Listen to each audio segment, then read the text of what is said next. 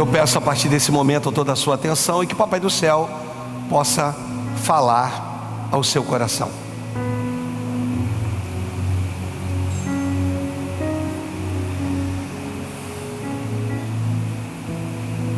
No versículo 4, o apóstolo Paulo vai dizer: bem que eu poderia confiar também na carne, se qualquer outro pensa que pode confiar na carne, eu ainda mais.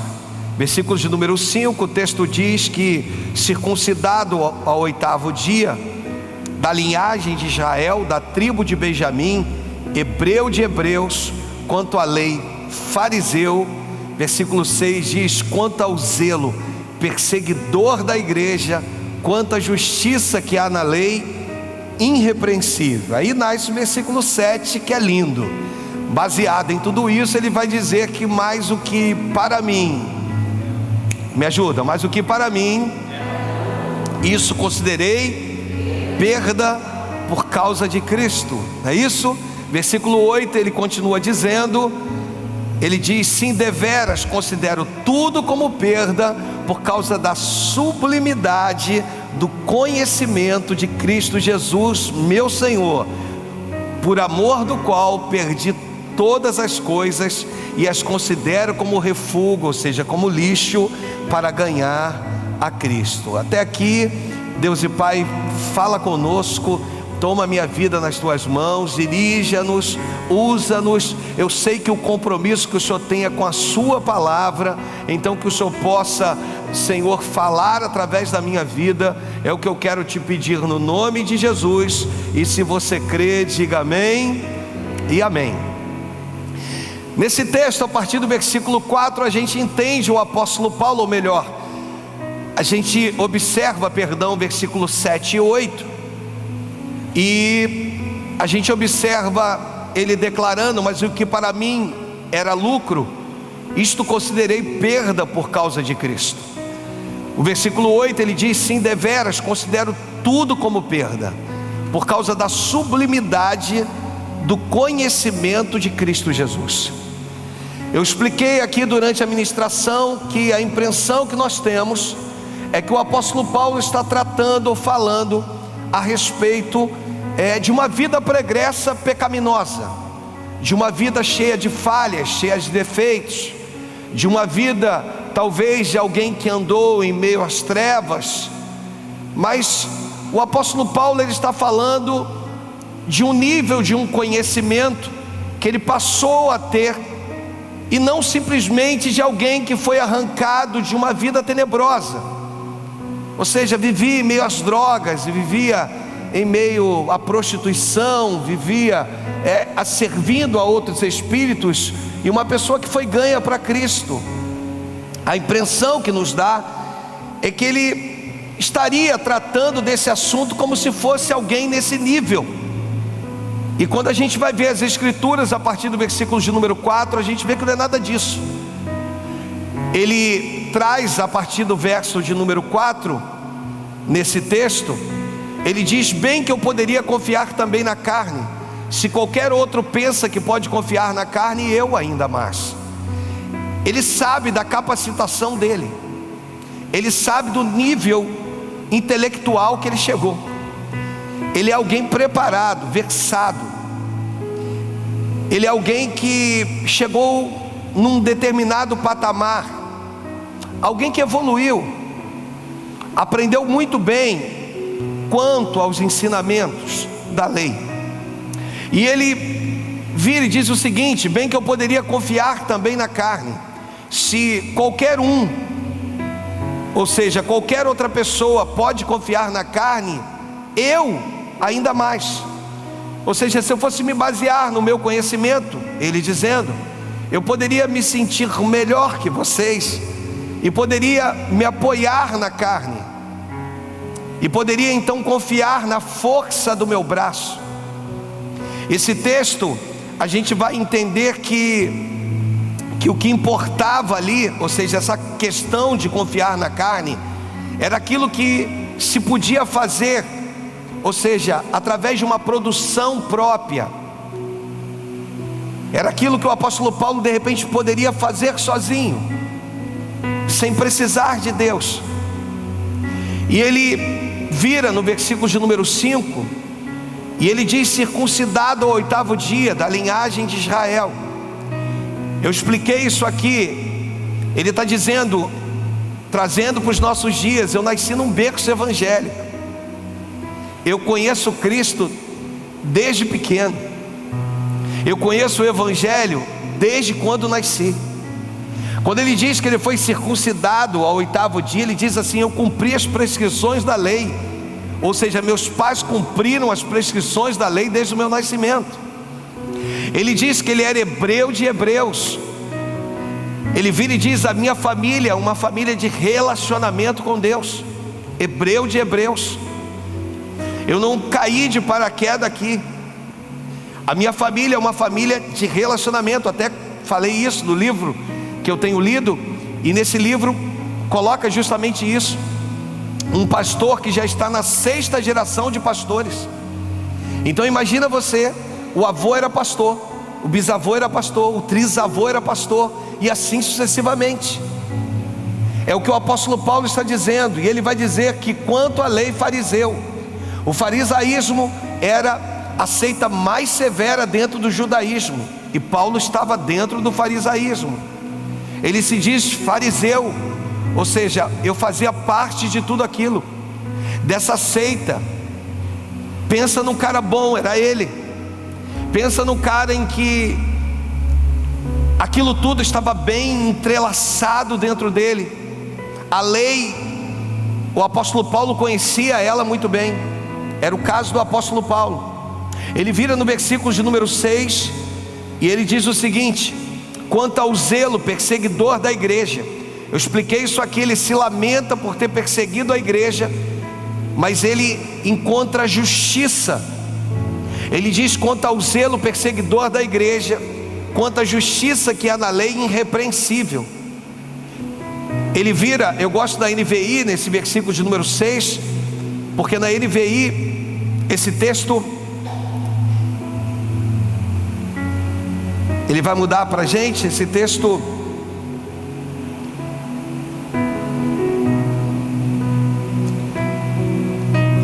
na Nova Tradução, esse texto vai dizer: era tão fanático que perseguia a igreja quanto ao cumprimento da vontade de Deus por meio da obediência à lei. Ninguém podia me acusar de nada.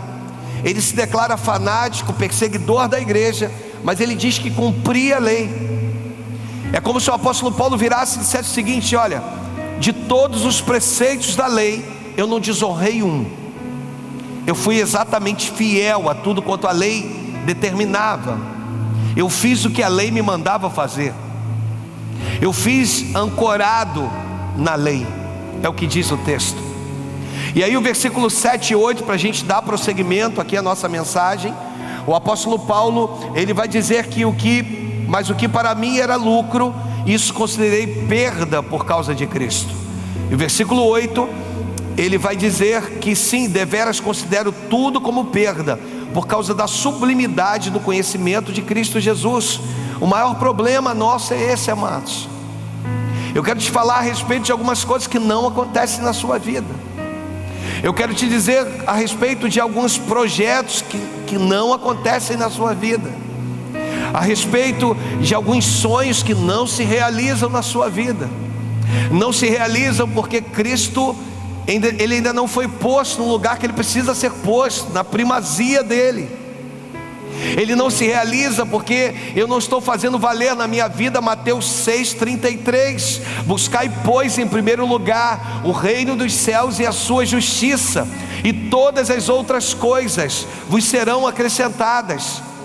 Há uma necessidade de você colocar Cristo no lugar dele, para que o processo de transformação da sua vida seja concluído. Não adianta ter nome de cristão, não adianta carregarmos uma Bíblia debaixo do braço, se não vencermos, se não caminharmos nesse processo de transformação. E isso é importante para mim e para ti. Uma mudança diária, paulatina. Deus, ele quer te mostrar que não é mágica, mas ele te permite mudar hoje, mudar amanhã, mudar depois da manhã. e tudo aquilo que eu vivi no meu passado, agora eu considero como perda. Ele está falando de uma vida pregressa, ainda que uma vida alinhada à lei. Ele está dizendo: olha, todos esses ensinamentos que eu obtive, eu considero isso como perda. Nós temos um costume hoje no nosso meio evangélico de declararmos que somos isso. O assembleiano, você pergunta para ele se você é cristão, ele diz: sim, eu sou assembleiano. Você pergunta para o batista se é cristão, ele diz: sim, eu sou batista. Você pergunta para o membro da Universal, ele diz: eu sou universal. Irmão, você não é batista, tu não é assembleiano, você não é universal, você é de Cristo. Não se submeta a carregar você está entendendo? Um codinome, quando Cristo foi quem pagou um preço por ti na cruz do Calvário. Foi Ele que morreu por você. Desculpa eu te falar, o líder da igreja batista não morreu por você e não morreria por você. O líder da Assembleia de Deus, quando chegou aqui no Brasil, a liderança não morreria por você. Desculpa o que eu vou te dizer, eu não estou disposto a morrer por você. Quem morreu por você foi Cristo. A Ele toda a honra, toda a glória e todo o louvor. A Ele deixa eu repetir isso, toda a honra, toda a glória e todo o louvor. Então você é de Cristo. Repita comigo: eu sou de Cristo. Ainda que você faça parte de uma denominação, eu respeito isso. Ainda que você admire uma determinada denominação, eu respeito isso. Mas você não pode carregar, porque às vezes te foram postos algumas coisas, e que dependendo do nível da onde você chega, ou da onde Deus quer te levar, Ele precisa começar a te mostrar que você tem hoje uma particularidade com Deus. Sabe o que é bonito no Senhor? Eu amo, irmãos, minha história: eu me converti na Igreja Universal, depois eu fui para a Nova Vida, depois eu conheci um pouquinho o que é o meio pentecostal, o que é monte, o que é subir monte, o que é fazer campanha em monte, tudo isso.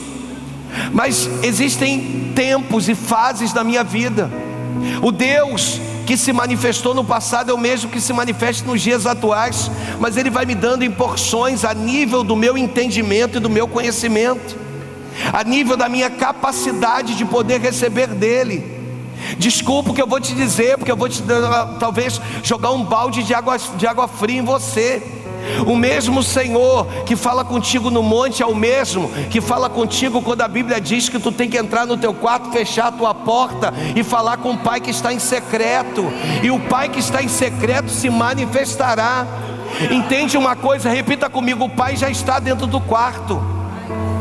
Repita comigo: o Pai, me dá um pouquinho de som. O Pai já está dentro do quarto, me aguardando. Ele só vai se revelar quando você entrar no quarto e fechar a porta. Repita comigo: o Pai não vai se revelar enquanto a porta estiver aberta. Pastor, por que o Pai não vai se revelar? Porque enquanto a porta estiver aberta, não vai dividir o ambiente. Você está entendendo? Diga amém. Porta aberta não divide ambiente, a porta fechada divide ambiente. Deus está dizendo: tem que fechar portas na tua vida para que o Pai se revele no teu secreto. E aí, desculpa o que eu vou te dizer, não adianta subir monte, jejuar, orar, buscar, se tu não está disposto a fechar portas na sua vida. Não adianta nada disso, porque tu vai e não obtém de Deus o que você precisa, o que são as coisas que são necessárias na sua vida, para que você viva uma vida dentro desse conhecimento da sublimidade de Cristo, para poder ter forças, para poder rejeitar aquilo que não te convém e poder seguir em frente numa vida com Cristo. Não adianta. O que Paulo está quebrando aqui é a religiosidade. Ele está dizendo: eu vim de um tempo onde a religiosidade me comandava, ela me guiava, ela me conduzia, mas agora eu tenho um Cristo que me fez livre. Você está entendendo? Repita comigo: eu sou livre. Igreja não pode te amarrar, pastor não pode te prender. Em nome de Jesus, entenda isso. Compreenda algo: a minha oração como cobertura espiritual é importante sobre a tua vida, mas se tu dobrar o teu joelho e falar com Deus, Ele ouve, responde e atende o teu clamor, a tua súplica. Eu não quero aqui nesse lugar ficar colocando você dependente, você preso. Tem gente que quer prender Olha, não faz nada se você não me ligar, não faz nada se... Fala com Deus, fala com Deus. Hoje eu fui ver algo e no meio do caminho eu disse: Deus, é da tua vontade. É isso que Deus quer de você, é da tua vontade. É essa pergunta que Deus quer de você, para que a religiosidade não te alcance mais, para que o tempo que talvez foi favorável na sua vida, sabe o que Deus está dizendo? Tem coisas lá atrás que foram importantes na sua vida, mas na Nova Tradução você precisa entender o versículo de número 19 do capítulo de número 43 de Isaías. Você precisa, 18 e 19, você precisa entender esses versículos e tomar posse dele. Tem coisas boas que você viveu, legal. Tem uma bagagem boa que você vem carregando, legal. Legal entender isso. Mas agora diz o Senhor ao seu povo: não fique lembrando das coisas que aconteceram no passado. Para de calcular uma coisa e outra. Você está entendendo? Diga amém, amados. Cada líder é um líder, cada cabeça é uma cabeça, cada igreja é uma igreja, cada ambiente é um ambiente diferente. Deixa eu falar para você e te dizer: as nossas igrejas são assim, irmãos. Quantas vezes eu saio daqui, eu vou ministrar lá em Tomás, eu tenho que trazer uma mensagem no nível. Às vezes não consigo trazer no mesmo nível que eu trago para vocês. Eu vou lá em Nova Campinas, eu tenho que trazer no outro nível. É tudo nova unção. Eu vou em Vigário, eu tenho que trazer no outro nível. Porque cada território é um território, amados. Cada membresia é uma membresia. E Deus vira para nós e diz assim: olha, não fiquem lembrando do que aconteceu no passado, mas continuem pensando e não continuem pensando nas coisas que eu fiz há muitos anos, há muito tempo. Solta o passado, solta o cabo da nau. Deixa eu falar para vocês de novo: solta o teu passado em nome de Jesus. Foi lindo, mas Deus tem coisas novas nesse tempo para você viver. Foi lindo, mas Deus tem coisas novas nesse tempo para você alcançar. Para de achar que vai ser daquele mesmo jeito que tu viveu lá atrás. Para de achar que a configuração vai ser a mesma. Deus está dizendo: agora é diferente, eu estou tomando a frente. Ei, eu vou fazer diferente, eu sou o Senhor. Você está entendendo? Diga amém. E o versículo 19: pois agora eu vou fazer uma coisa nova, que logo vai acontecer, e de repente vocês a verão. A qualquer momento Deus vai fazer algo na sua vida.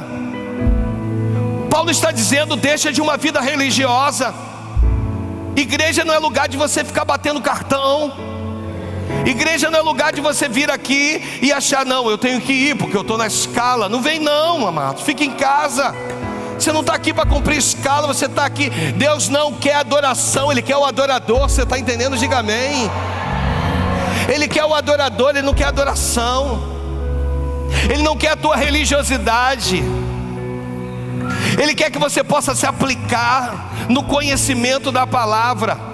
Eu li aqui o Salmo 23, já te falei a versão mais próxima do original, porque os copistas ele vem e depois vem as traduções, e aí vem pegando a palavra e aí ela vem perdendo peso. Salmo 23, verso de número 1: Senhor é o meu pastor, nada me faltará. O mais próximo do original diz: o Senhor é o meu pastor, Ele não me faltará. Então entende isso hoje. Aconteça o que acontecer, ainda que a figueira não floresça, amado, todavia eu vou me alegrar no Senhor. O meu nível com Deus está nessa coisa. Vai acontecer bem, não vai bem também. Você está entendendo? Diga amém. Não há um inconformismo no meu coração.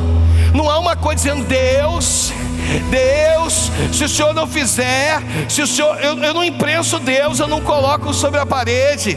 Deus está falando de uma vida que você precisa abrir mão, uma vida religiosa, e que você precisa abrir mão para seguir em frente, no nome de Jesus. Tema da nossa meditação. Essa foi a minha introdução, quase que a pregação toda. Exigências para quem quer ser discípulos. Quem deixou as exigências? O próprio Cristo. O próprio Cristo vai deixar as exigências, e o apóstolo Paulo vai entender isso. Em Atos, no capítulo 20, no versículo de número 24, eu vou te dar aqui uma luz para que a gente caminhe. Eu estou ministrando uma palavra de transformação, irmãos. É lindo demais. Você sai daqui e diz: ó, você vai vencer, ó, amanhã uma porta de emprego vai se abrir, ó, isso é lindo ouvir. Agora, se não se abrir a porta de emprego, tu vai continuar servindo ao teu Deus de todo o teu coração, com toda a tua alma, dizendo que Ele é santo, dizendo, você está entendendo? Diga amém. É isso que Deus quer de você. Em meio à tua adoração, a porta se abre. Em meio à tua... Você entende isso? Paulo e Silas, eles louvam, eles oram, e aí a porta se abriu, irmãos. No meio do caos, no meio da adversidade. Esse é o verdadeiro cristão. É o cristão forjado no fogo. Toca no teu irmão e diz assim: Deus está te forjando hoje no fogo. É no fogo, porque Ele quer que você seja aprovado. Aprovada. Você sabe o que João vai dar testemunho de Jesus? Você sabe o que ele diz? Virá um após mim, ao qual não sou digno de desatar as sandálias dos pés, que vos batizará com água, com Espírito Santo e com fogo, amados. Em nome de Jesus, seja forjado, receba o caráter de Cristo. Entrem em dimensões espirituais. Existe o segundo céu, uma batalha espiritual. O primeiro céu é chamado de firmamento, onde todos os olhos podem ver crente ou não crente. Aonde teu olhar contemplar é o primeiro céu. O segundo céu é chamado de região celestial. E nessa região celestial só entra através de jejum e oração, irmãos. Eu estava vendo a ministração aqui na terça-feira do pastor, quando aquele pai, ele chega diante do seu filho. O texto agora eu não me recordo, se eu não me engano é Marcos, no capítulo de número 9, talvez versículo 18, tenta ver aí, eu não lembro. Quando aquele pai chega diante de Jesus e chega para eles assim: Senhor, meu filho está possesso, os discípulos nada puderam fazer por eles, eles nada puderam fazer pelo meu filho. E Jesus então manda trazer o filho. Jesus tem uma conversa com o pai e pergunta: há quanto tempo se sucede isto? Há quanto tempo se sucede isto? Aí o pai prontamente diz: desde a infância. Aí Jesus ouve tudo aquilo, observa tudo aquilo, e começa ali um tratamento daquela situação. Começa ali a interagir com aquele pai, para mostrar que precisava haver uma transformação, irmãos. Precisava haver uma transformação. Existem casos, olha o que diz o texto.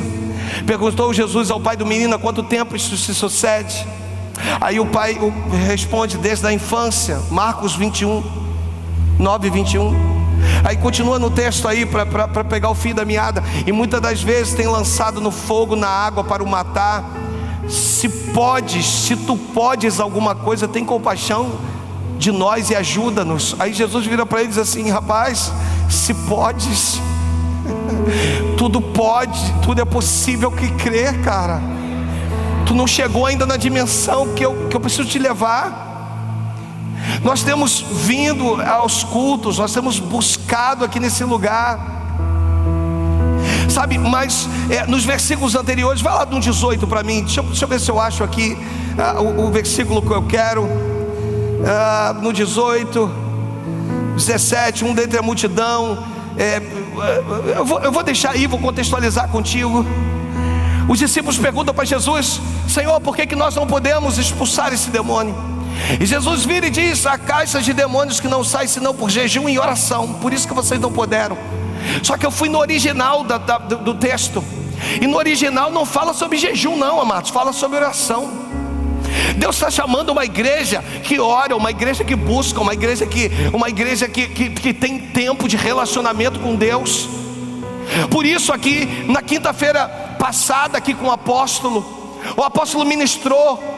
E aí, pastor Carlos Eduardo, olha, quem quiser oração depois, eu oro. Desculpa o que eu vou dizer para você. Desculpa, Eu vim de igrejas assim, irmãos. Você sabe como é que Deus me usava? Terminava o culto, fazia-se uma fila, e eu tinha a unção do toque. Eu ia tocando, caía um para um lado, outro para o outro, outro para um lado, outro para o outro, outro para um lado, para o outro. Se isso resolvesse o problema de alguém, valeu. Mas eram pessoas que só caíram, não tiveram suas vidas transformadas. O que transforma a tua vida é a palavra. Se essa palavra ministrada aqui não tiver poder de transformar a tua vida, não vai ser uma oração que eu vou fazer depois do culto que vai mudar a tua história. Desculpa o que eu estou falando. Ou a igreja é uma igreja com intimidade com Deus, de no momento da palavra entender que é a boca de Deus, é Deus se manifestando, é Deus falando. E isso é que é importante para nós, é entender que uma igreja com vida com Deus é uma igreja forte. Uma igreja de oração é uma igreja forte. E aí você está olhando para mim e está dizendo: ah, pastor, então o senhor está falando da nova unção? Não, estou falando da tua vida. Você é a igreja de Cristo. Você é a pessoa que precisa de intimidade com o Senhor. Deus, se eu voltar, eu vou em Atos. Põe em Atos para a gente ganhar tempo, que eu já falei a beça, Atos 20 e 24. Deus está virando para você e está dizendo: eu preciso ter relacionamento contigo, para que o céu possa se manifestar na tua vida. Se roubava, não rouba mais. Se matava, não mata mais. Você está entendendo o que Deus está dizendo? Se mentia, não mente mais. É isso que Deus está falando. Relacionamento, mudança de vida, transformação. E isso é que importa para a minha vida e para a tua. Não adianta. A Bíblia vai dizer que muitos vão chegar diante do mestre e vão dizer: Senhor, eu expulsei demônios em teu nome, eu curei enfermos. Porque há poder no nome de Jesus, amados. Há poder. Jesus vai dizer: afastai-vos de mim, maldito, porque eu não vos conheço. Nunca vos conheci, diz uma outra versão. Tu fez tudo isso, mas tu nunca teve intimidade comigo. Essa noite é a noite de curvarmos a nossa cabeça no mundo espiritual e falarmos: ó, quão falhos nós temos sido, Senhor, nas atitudes que ninguém vê, mas o Pai sabe. O texto diz assim, olha o que o apóstolo Paulo vai dizer: olha, porém nada, eu só vou ficar nesse versículo, porém nada considero a vida preciosa para mim. Olha o que diz o texto: para mim mesmo, contando que complete a minha carreira e o ministério que recebi do Senhor Jesus, para testemunhar o evangelho da graça de Deus. Olha o que diz a NVI, esse mesmo versículo, na Nova Versão Internacional. O texto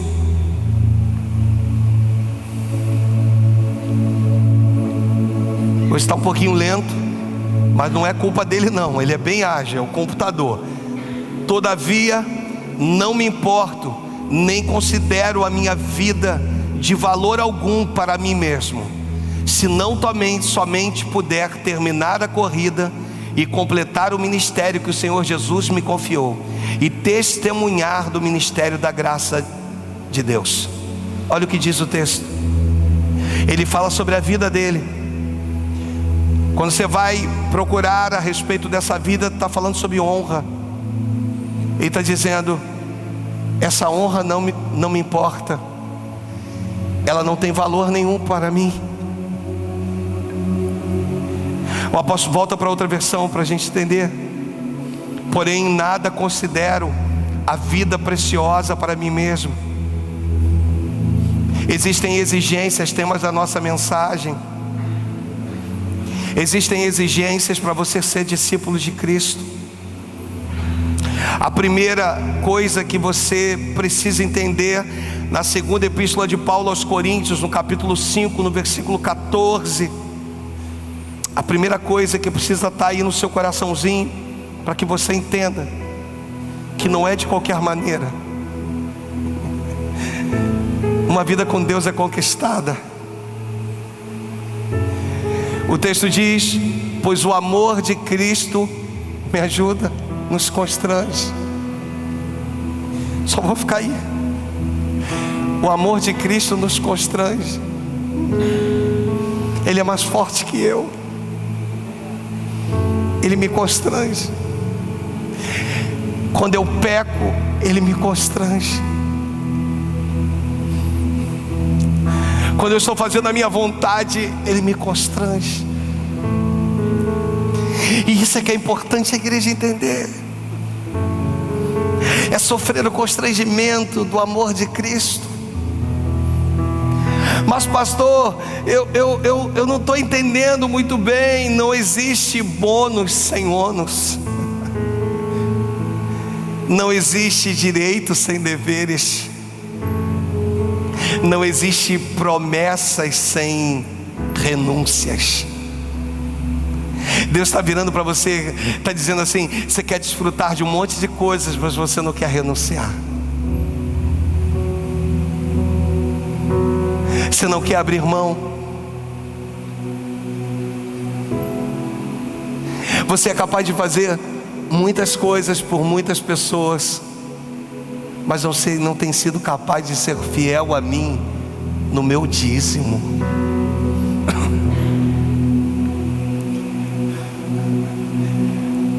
Eu estava num testemunho de um irmão que resolveu vender o carro dele. E as pessoas que entendem de carro viraram para ele e disseram assim: rapaz, é difícil, hein? É difícil, a venda do teu tipo de carro, modelo de carro é difícil. Aí ele falou que não falou nada. Deixou na agência de um amigo. Daqui a uma semana e pouca, o amigo ligou dizendo assim: teu carro foi vendido, amigo. O difícil foi vendido. O impossível se materializou. Aí ele falou: sabe o que eu fiz, pastor?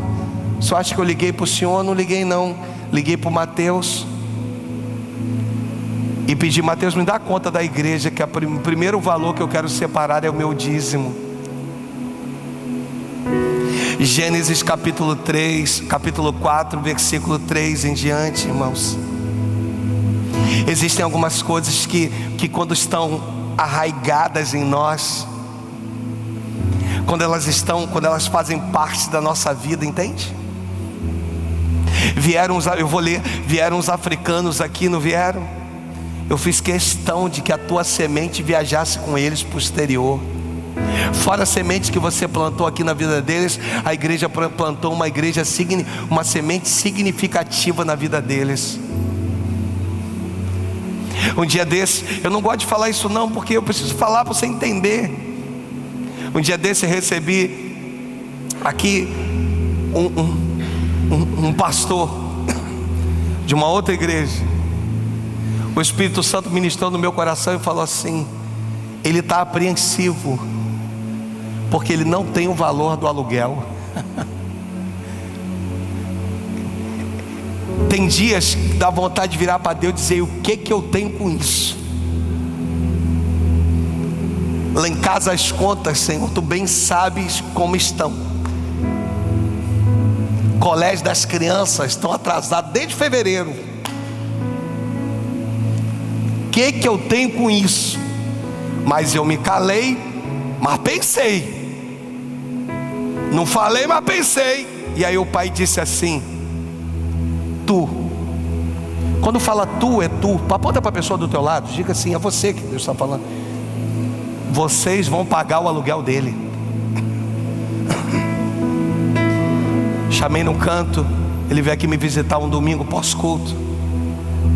Falei: quanto que é o aluguel lá? Aí as lágrimas: é X. Só me aguarda aí.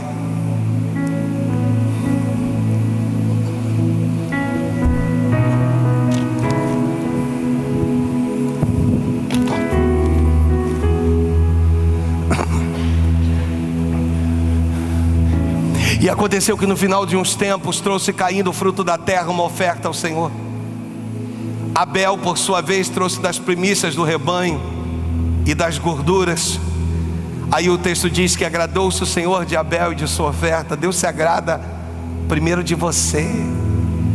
A oferta é consequência.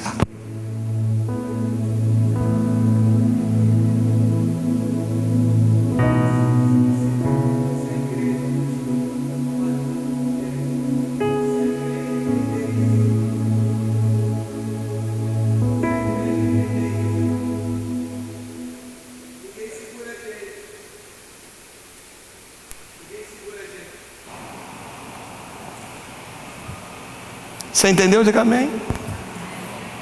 Ninguém te segura. Obrigado, Aide. Ninguém te segura. Aí, Atos 5, verso de número 1, o Senhor vira e diz assim, Ananias, ou melhor, Pedro vira e diz assim, rapaz, coloca o versículo 2, versículo 3. Então disse Pedro a Ananias, porque encheu Satanás o teu coração para que mentisse ao Espírito Santo? Sabe o que ele está dizendo aqui? Ananias, quem começou essa obra na tua vida foi o Espírito Santo. Ele não está preocupado com a tua oferta, não. Ele está preocupado com o nível de ofertante que você é.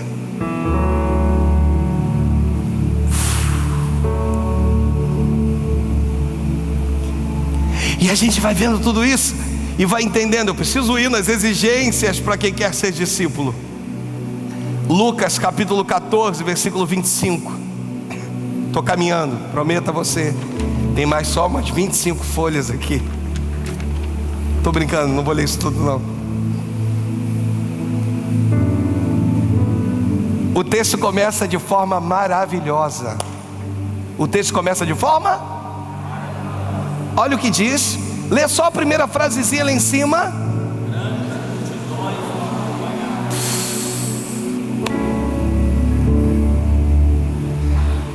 Vários textos Jesus faz com que esse texto, na questão de multidões, fique registrado. Grandes multidões o acompanhavam. E ele, voltando-se, lhe disse: se alguém me ajuda,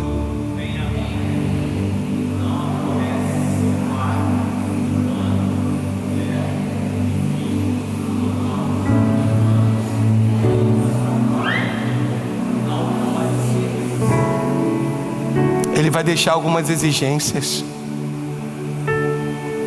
O aborrecer aqui, irmãos, não é... Tem que entender esse contexto aqui, não é irar ninguém, não.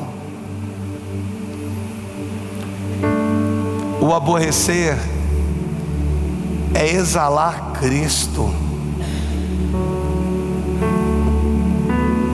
de uma forma em que aqueles que ainda não têm se sintam constrangidos. O aborrecer é quando você constrange alguém com a presença de Deus. Ela olha para você e diz assim: ele é diferente, ela é diferente. Olha a luta que ele enfrenta, olha a luta que ela enfrenta, e ela ainda tem poder, passou força para sorrir. Olha o câncer que ela foi acometida. E tu olha para ela e ela ainda tem força para sorrir.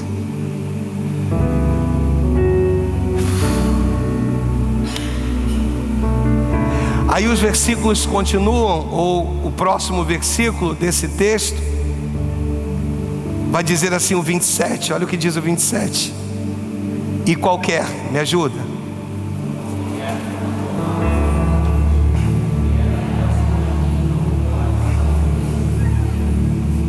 Vamos ler de novo. E qualquer, só esse. E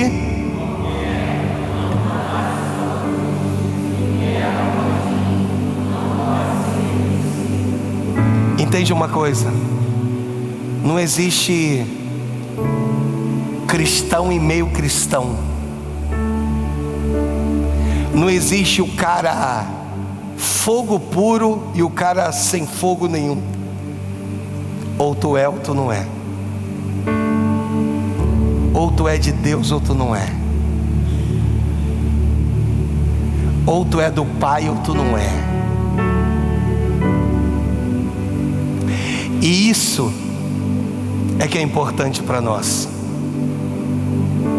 Ou tu é ou tu não é. Volta ao 26, pra gente, para me concluir aqui.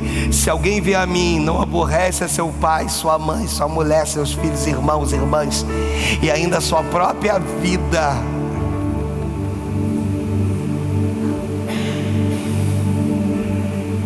o bom perfume de Cristo tem que exalar e tem que me constranger.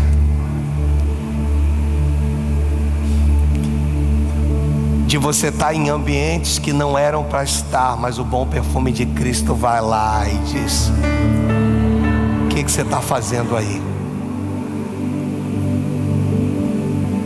Aí a gente...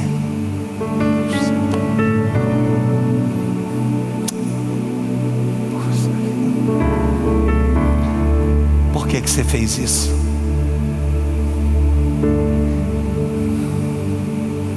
Versículo 27, para a gente concluir.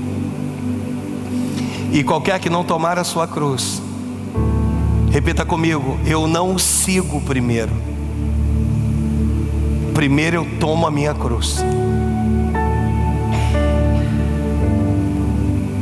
E dá uma impressão, quando eu fico tentando imaginar essa questão de tomar a cruz, eu até vi uma pessoa brincando com isso, que alguém chegou para ele e disse assim: pastor, deixa eu te apresentar a minha cruz. Aí ele pensou: como assim a minha cruz? A tua cruz?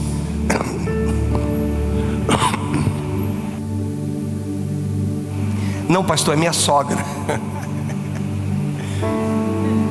E ele notou que a sogra não olhou muito bem, feito com muito afeto com ele, não.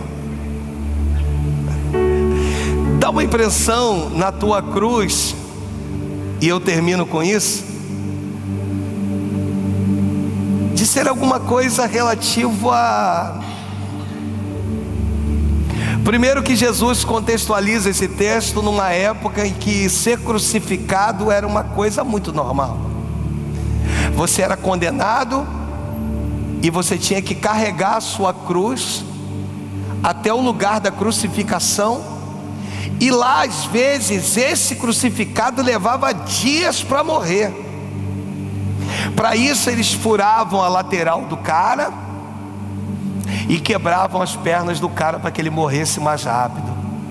Eles ficam espantados com Cristo, porque quando eles estão vendo que o processo está no início, mas que aparentemente era um processo meio que tenebroso, porque o céu escureceu, eles observam os centuriões, Cristo dizendo: Senhor, nas tuas mãos eu entrego o meu espírito.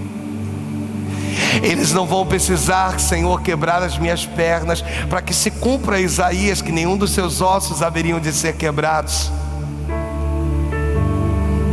Eles não vão precisar me matar, Senhor, porque na tua mão eu entrego o meu espírito. Você está entendendo? Diga amém. Então há um processo de crucificação. Quando Jesus vai dizer assim: qualquer que tomar a sua cruz, e qualquer que não tomar a sua cruz, e vier após mim, não pode ser meu discípulo. Ele está dizendo o seguinte: olha, você precisa tomar a sua cruz. Você precisa caminhar nesse processo de crucificação todos os dias, crucificando a sua carne,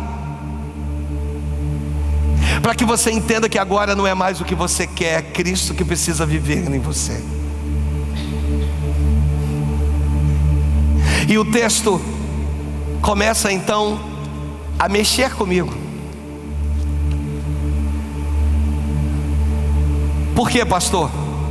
Porque eu carrego a minha cruz até a minha morte, para adquirir a vida eterna. Porque eu preciso fazer como Cristo, que carregou o madeiro, que carregou a sua cruz, o tempo todo entendendo que através da sua crucificação, através da sua morte, ele obteria a vida. Você está entendendo? Diga amém. Não te basta. Segura o som do teclado para mim, por favor. Não te basta vir aos cultos, participar dos cultos, ter títulos. Se você não entender o tema dessa meditação e as exigências para ser discípulo,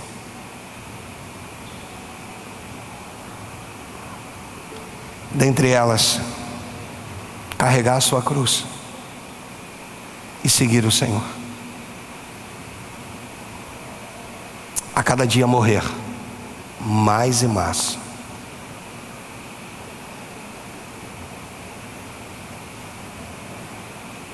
Eu volto ao texto de Filipenses, lá no capítulo de número 3, no versículo de número 7 e 8. E encerro.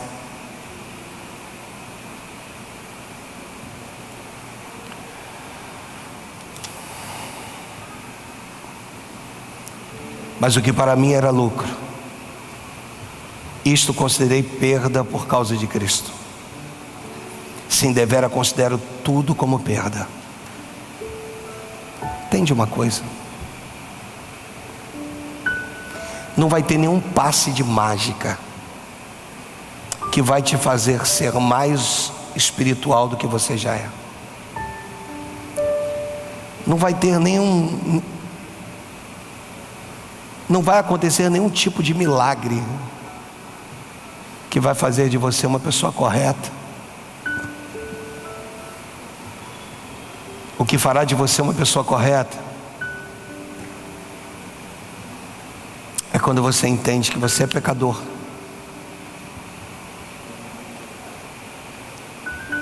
É quando você entende que você precisa de Cristo. É quando você entende que você não pode ser mais o mesmo.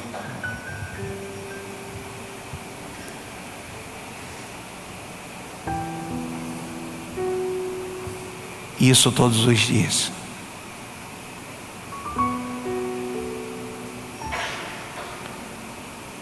Aonde Cristo vai te constranger. Deixa eu falar uma coisa para vocês como pastor nessa igreja. Deus não me permitiu pregar essa mensagem sem que Ele tivesse certeza que muitas vidas talvez não estejam de forma plena na sua presença.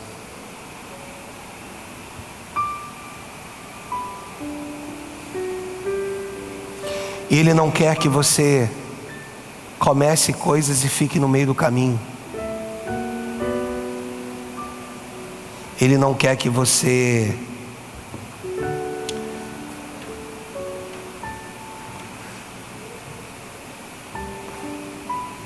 seja conhecido o tempo todo como alguém que nunca conseguiu concluir aquilo que Ele deixou para você. É tempo de conversão.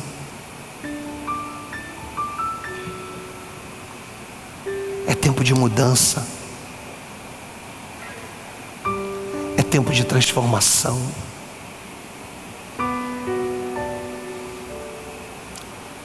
É tempo de nos sentirmos constrangidos, sabe?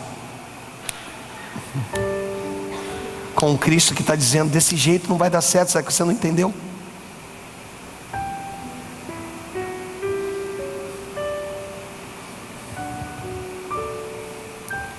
Não adianta às vezes ter um bom coração e não conseguir cumprir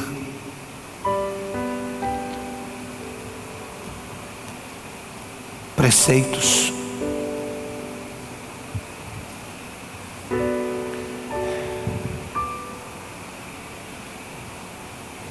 Deus está chamando a igreja a um tempo de vida com Ele, nele.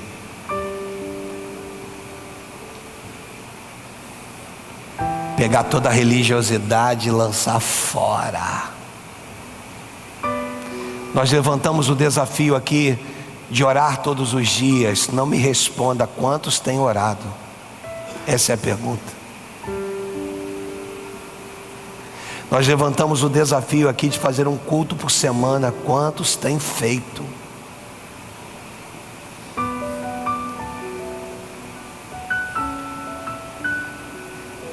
E às vezes estamos dizendo para Deus: Senhor, tem coisas que não acontecem.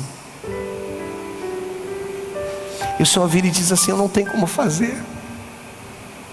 Diz a eles: Alexandre, eu não tenho como abençoá-los.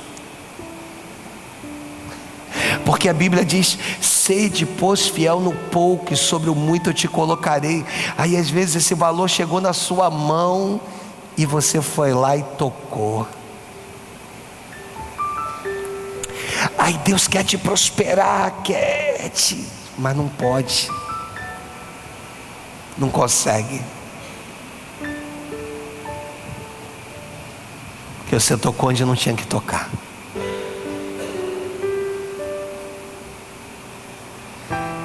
O Espírito Santo tem visto, tem nos acompanhado. Só que eu tenho dito para Deus que nós não estamos aqui para estar à frente de uma igreja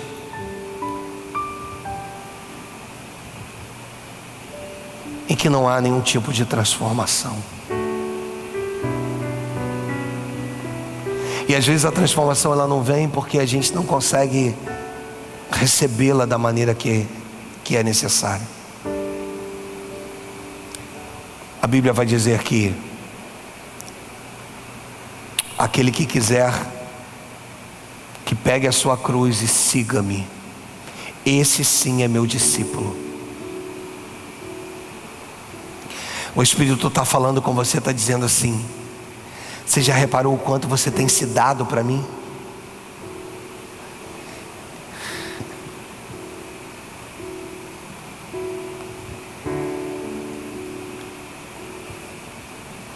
Essa é a noite que você vai ter a oportunidade de dizer: Deus, Tu és mais importante que tudo na minha vida.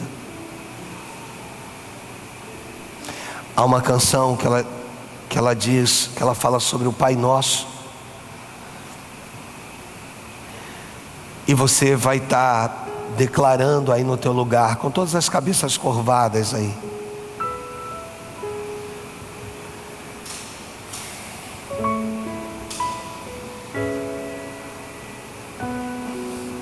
fala com Deus aí no teu lugar. Não volta para tua casa da mesma maneira, não. Você tem alguma coisa para você pedir perdão a Ele hoje?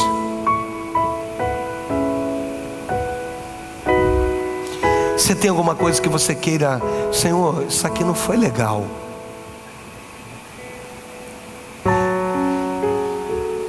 De repente existem coisas que estão tomando o lugar do Senhor na sua vida.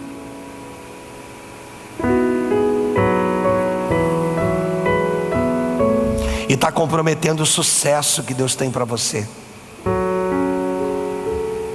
E essa noite você vai ter a oportunidade aí no teu lugar de dizer: Deus, toma a primazia, toma o primeiro lugar.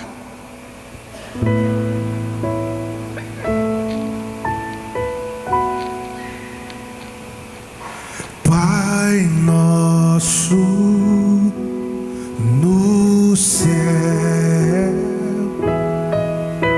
santo é o teu nome, teu reino buscamos, tua vontade seja feita na terra como é. Essa é a noite no céu, de você pegar a sua cruz. deixa o céu descer na terra como é no céu, deixa o céu descer. Quando Jesus vira e diz assim, que aquele que não pega a sua cruz e não me segue não é meu discípulo, todo condenado, repita comigo, todo condenado, só podia ser livre antes da cruz. Depois da, olha para o pastor, depois da cruz Ninguém mais podia ser livre. Você vai ver ali diante de Pilatos, Jesus ou Barrabás. Naquele momento era um momento que alguém podia ser livre. Depois da condenação e depois que eles pegavam a cruz, não houve na história ninguém que foi poupado da cruz. Sabe o que Jesus está dizendo? Quando você entende o que Ele significa na tua vida, você pega a tua cruz e tu vai até o final, cara. Ele está dizendo, só pode ser meu discípulo aquele que for até o final. Aquele que entender que tem um propósito a ser cumprido nessa terra. Você não pode desistir, você não pode abandonar. Você vai pegar a sua cruz, você vai até o final. E o final, ainda que aparentemente seja a morte, Ele está dizendo que aquele que ainda que morra, crendo nele, este viverá. É isso que Ele quer da igreja, é isso que Ele quer de nós. Essa noite é a noite de apanharmos as nossas, a tua cruz, eu apanho a minha cruz, e nós vamos seguir.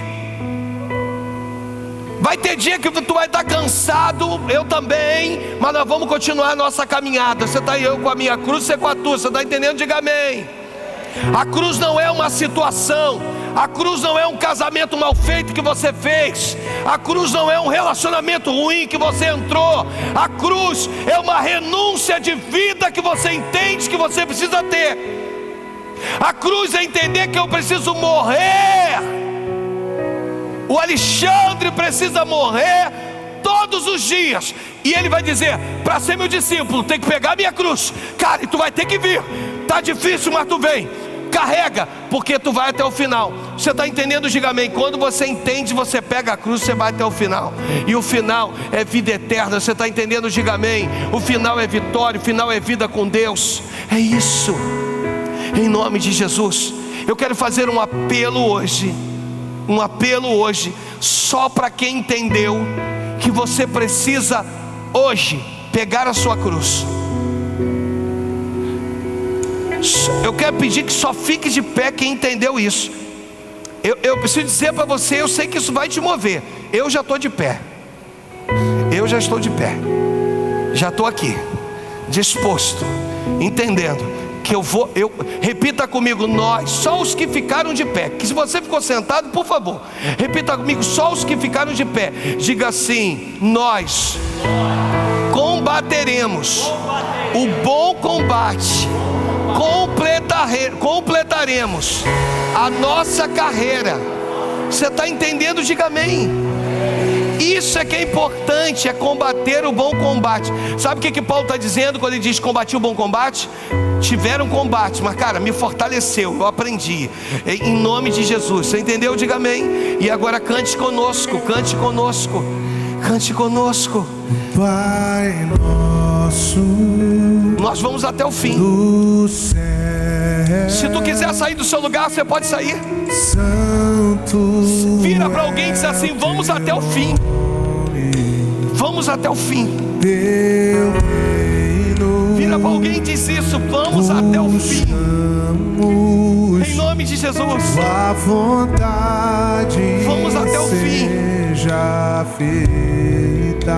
Não vamos ficar na beira do caminho. Na terra como é no céu.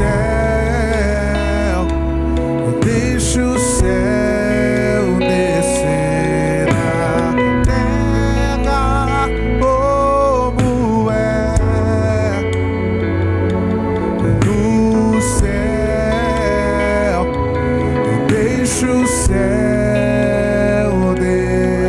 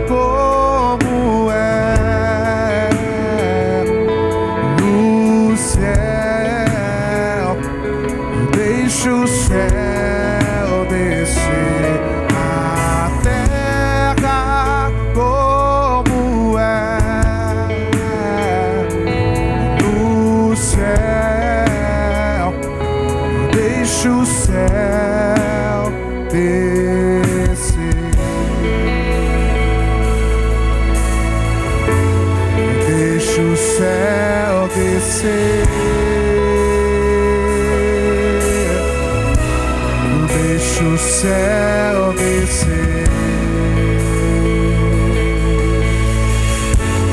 Deixa o céu descer.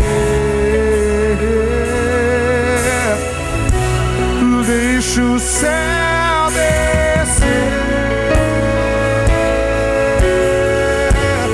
Deixa o céu descer.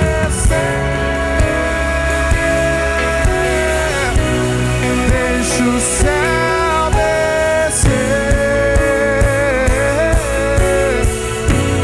Deixa o céu descer.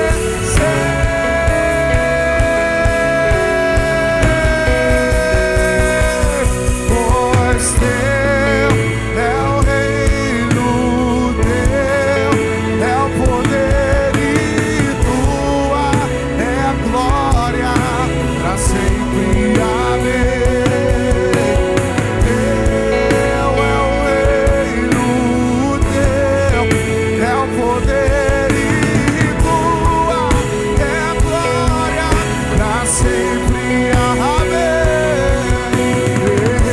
Teu é o reino, teu é o poder e tua é a glória para sempre. Amém.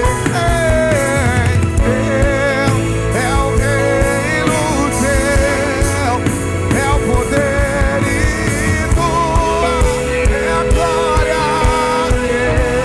Deixa o céu descer. Deixa o céu descer. Deixa o céu descer. Deixa o céu descer.